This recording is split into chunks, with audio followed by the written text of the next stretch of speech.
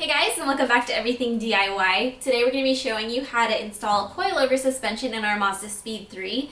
This should be a pretty good guide for most of you that are looking to do an upgrade because most suspension systems are pretty similar to this car. We also have some other suspension videos that we think it's probably a good idea you take a look at before you decide to go ahead and upgrade to those coilovers. We have camber arms, end links, sway bar, and in the very near future we're also going to be filming an alignment video, and when we have that ready we'll post the link right there and down below in the description as well. So the tools we're going to be using for this project include a torque wrench, ratchet, various sockets, wrenches, hex keys, flathead screwdriver, a couple of extensions, hammer, and spring compressors. The parts we're using are these Mazdaspeed performance coilovers. We've read somewhere that these particular ones were made by KW specifically for Mazda and are equivalent to their Variant 3 suspension, so that means they're both compression and rebound adjustable. This kit includes pretty much everything we'll need for the installation, but we'll also be using some stock parts as you'll see in the video. So we're going to start on the front. We've already lifted the car on both sides and supported with jack stands to remove as much preload as possible, and of course remove the tire. Alright, so we've already done the other side, but we're going to show you this side because it's the same exact thing. Now what we're first going to do is remove this entire assembly here, and I'm going to start by removing the ABS line. Pop this out. And then unplug the clip. Next, I'm going to remove the front end link here. Put that on there. Alright.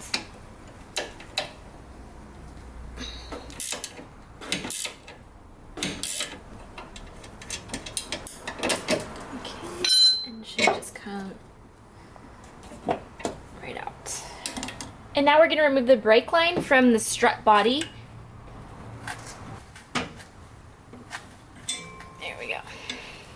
With all of those out of the way, we're free to remove the pinch bolt on the strut.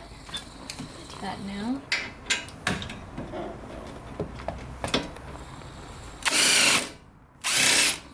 Alright. Before we proceed any further, we need to figure out a way to separate the strut from the knuckle. Now, what Mazda suggests is that you use a hammer to pound it out, and honestly, we don't really like this because we feel like it could damage some components. So what we're going to do is we're going to grab a washer and put it between the pinch points here. I can see. Okay. And then we're going to take our original bolt. We're going to put it back through, but backwards. Now the purpose of doing this was to give us the opportunity to spread the knuckle out just a bit so that the strut isn't in there so tight. That's what I'm doing now. Let's see. Once that's loose enough where it can just slip out, then you can remove the bolt again.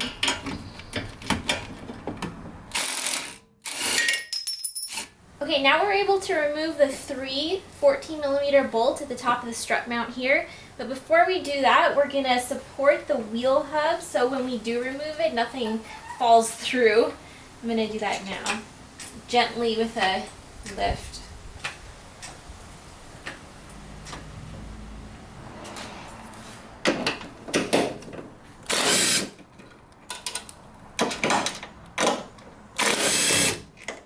Okay, now I can lower the hub assembly once more.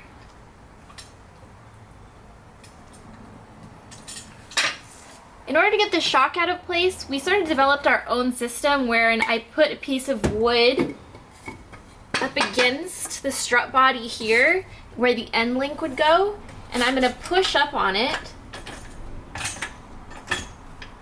Okay. Support. Then I'm going to start shaking it out of place.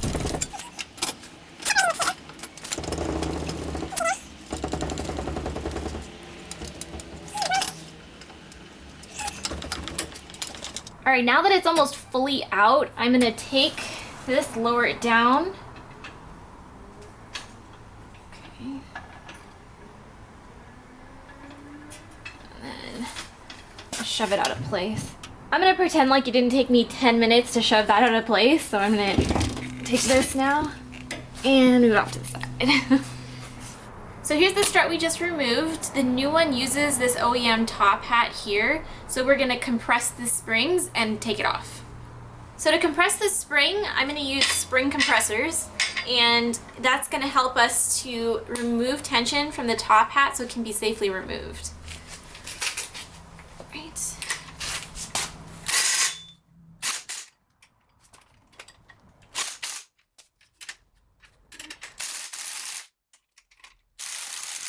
Now that the spring is safely compressed, we're going to remove the 17mm bolt at the top. So get this on there. My hex key.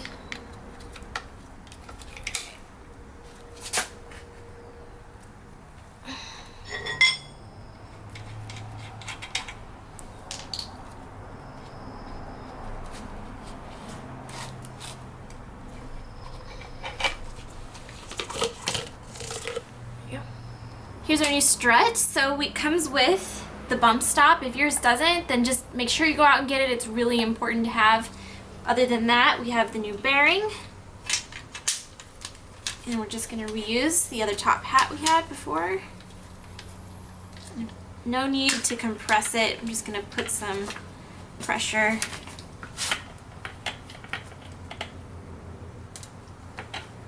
Now we're going to tighten down the top hat. You don't want to use impact tools for this. I'm just going to take this and tighten it down to about 40 foot-pounds. Now that the top hat is secure, this is actually a height adjustable strut. So we're going to use the recommended settings of 15mm from the bottom. And I'm going to go ahead and twist that now. Once we found the correct ride height, we're going to lock it down and then using this nut here so that it doesn't move. Now that our ride height is dialed in, we're going to install. You want to make sure that your top hat is pointing in the right direction and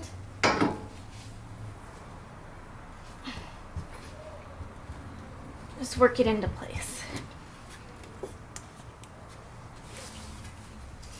Alright, so once it's in there, make sure the shock is all the way down, and you can tell by the indicator in the back, making sure that it's all the way up against the knuckle. Now, once that's in place, you can replace your pinch bolt. Before we torque down the pinch bolt, we're going to lift up the wheel hub again so that we can put the 3 bolts back at the top of the strut mount. Alright, I'm going to make sure everything is all lined up so I can replace those 3 bolts at the top. So we're going to pull this strut as far outwards or toward the outside as it'll go so that I can torque down these 3 bolts to 20 foot-pounds each.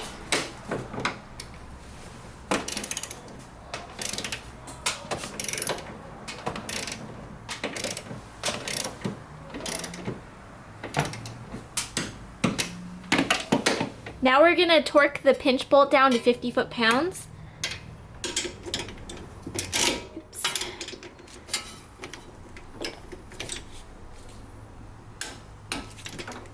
Finally, I'm going to replace the end link.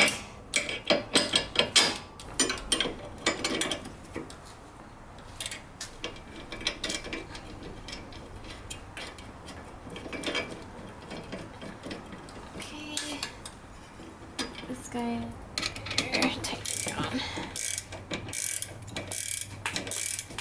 Plug in the ABS sensor and the brake line back on. So that's all you need to do for the front. So I'm going to get this tire back on, lower the car down, and get started on the back. So for the back, it's pretty much the same thing we did on the front. We lifted both sides of the car so as to get rid of any preload, and now I'm going to remove the end links. So you're going to remove the 2 bolts that hold down the end links at the top here. Once those are off, you're going to take the sway bar, push it, you can push it out and away. Next, I'm going to loosen the inner control arm bolts, and to do that, you're going to want to hold it back with a wrench. Get it on there. and you're gonna hold it because we have these lines here, and you want them to stay right in their position that they're in now, because if they do move, it's gonna ruin your alignment. So you want to keep it as still as possible, and if it does move, try and remember the position it's in now. So I'm gonna loosen this.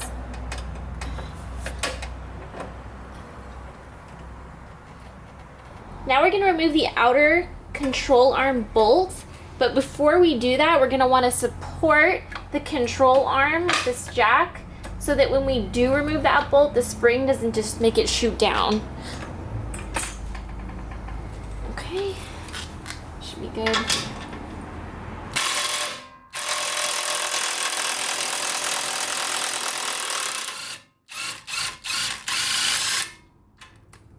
Now that the bolt's out, we can lower the control arm down really slowly so that the spring can come out, but you really want to make sure you do this nice and easy so that it doesn't come shooting off and hurt you or anything else. All right, our control arm is sticking a bit, which is normal. So what we're gonna do is we're gonna lower it down a hair. All right.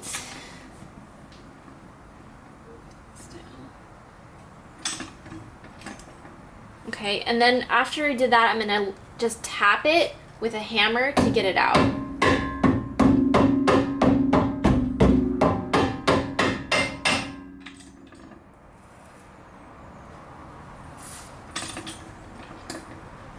And then just kind of work with it a bit. There we go.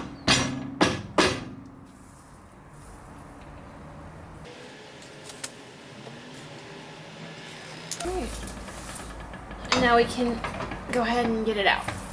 So there's a couple different kinds of spring perches. Most of you are probably gonna have something that looks a bit like this, and that's the most common. So what usually you do with this one is that you unbolt right here, and then you're gonna put that up in there and then rebolt this back on. However, ours actually looks like this, which is going to sit at the bottom of the control arm. So to install our spring perch, I'm gonna just unscrew this little bit here, and I'm gonna place it down into its spot, and then I'm gonna rebolt this part back on underneath. Like that. Now I'm gonna take the old bushing from the old spring and put it on the new one. Okay, make sure it's all the way on there. And then I'm gonna put this flat side down onto the perch and then push it up in there. So to get it seated, we're gonna guide it back up in there. Okay. So I'm gonna lift it with the jack.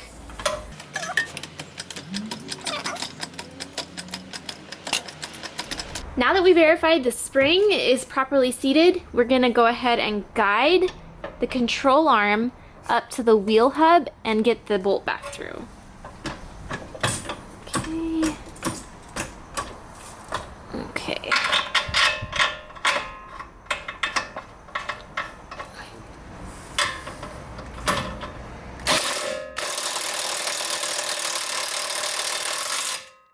And we're going to torque this down to 60 foot-pounds.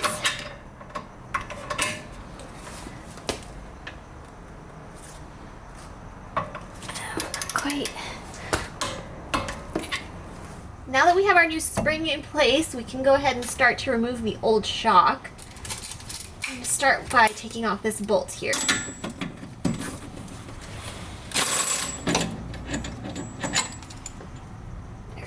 Now we can remove these two 12mm bolts that are up here. Now be careful because when they do get loose, the shock is going to want to come down.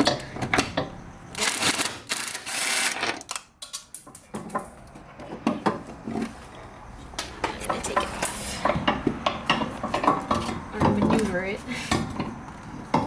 There we go. So we're going to reuse this shock mount just like we did for the front.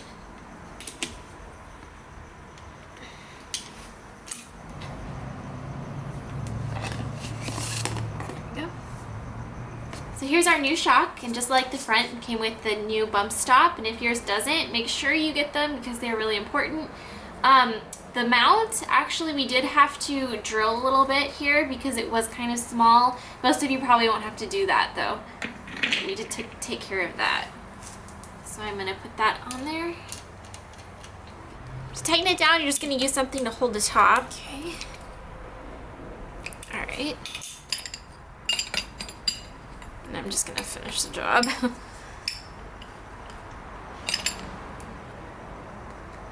To about 30 foot-pounds. All right, we're gonna put it in now. I'm gonna put these up into their spots. Tighten down the bolts a bit. Once those are on there, you're gonna torque them down to 20 foot-pounds. Okay. And now we replace the lower shock bolt.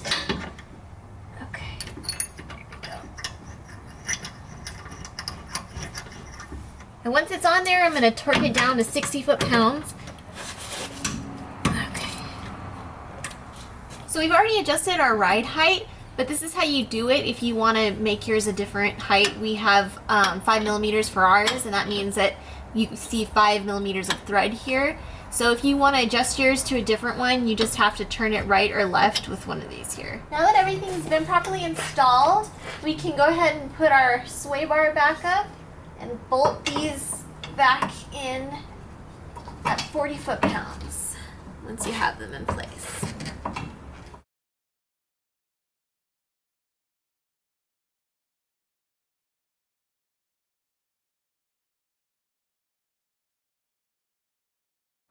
Okay, so I know that that's a lot of work, but in the end, the result is going to be so much better handling, so I think it's worthwhile.